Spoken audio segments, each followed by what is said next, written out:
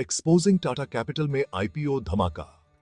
दोस्तों, आज हम बात करने जा रहे हैं एक ऐसे मौके की जिसने पूरे भारतीय फाइनेंस मार्केट में हलचल मचा दी है।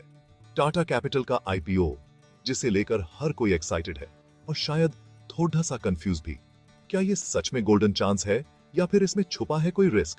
चलिए इस पूरे गेम को डिटेल में समझते हैं। ज्यादातर लोग टाटा को स्टील या कार्स के लिए जानते हैं, लेकिन इस बार यह सब उनके फाइनेंस गेम के बारे में है।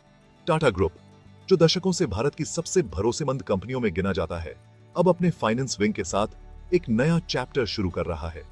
आप तैयार हैं जानने के लिए कि टाटा कैपिटल के मेगा आईपीओ के बारे में हर कोई क्यों बात कर रहा है?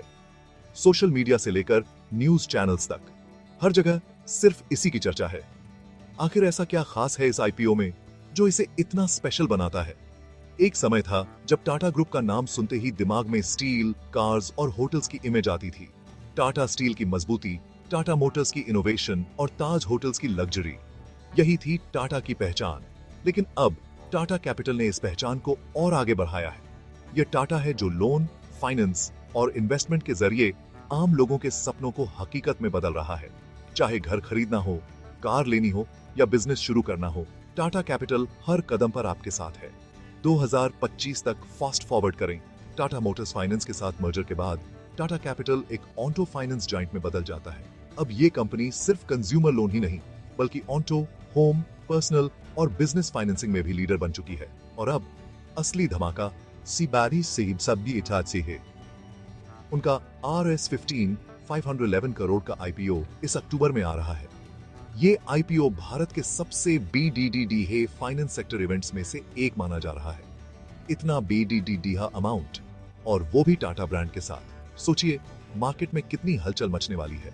रिटेल इन्वेस्टर्स के लिए एंट्री टिकट एक लॉट के लिए सिर्फ 15K से कम है। यानी अगर आप छोटे इन्वेस्टर हैं तो भी इस मेगा डील का हिस्सा बन सकते हैं। ये मौका है उन लोगों के लिए जो हमेशा से टाटा ग्रुप में इन्वेस्ट करना चाहते थे, लेकिन अब तक मौका नहीं मिला। ये क्यों मायने रखता है? NBFCs बूम कर रहे हैं।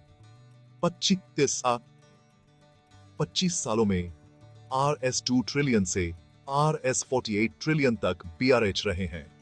भारत की इकोनॉमी में NBFCs की भूमिका अब पहले से कहीं ज्यादा अहम हो गई है। RBI की रिपोर्ट्स भी दिखाती हैं कि आने वाले सालों में NBFC सेक्टर और भी तेजी से ग्रो करेगा।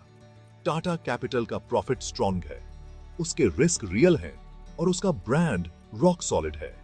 कंपनी की बैलेंस शीट मजबूत है, NPA रेशियो कंट्रोल में है और ग्रोथ के लिए कई नए प्रोडक्ट्स लाइन में हैं। लेकिन हर इन्वेस्टमेंट की तरह इसमें भी कुछ रिस्क हैं, जैसे मार्केट वॉलेटिलिटी, रेगुलेटरी चेंजेस और इकोनॉमिक स्लोडाउन का असर।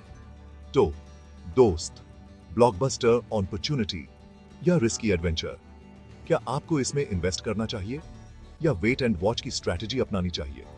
कुछ लोग इसे लॉन्ग टर्म वेल्थ क्रिएशन का मौका मान रहे हैं, तो कुछ लोग रिस्क फैक्टर्स को लेकर सतर्क हैं।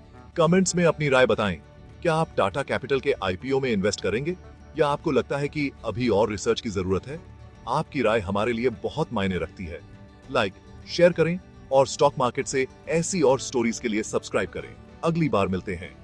तब तक स्मार्ट इन्वेस्टिंग करें और अपने फाइनेंशियल गोल्स को अचीव करने की दिशा में आगे बढ़ाते रहें। धन्यवाद।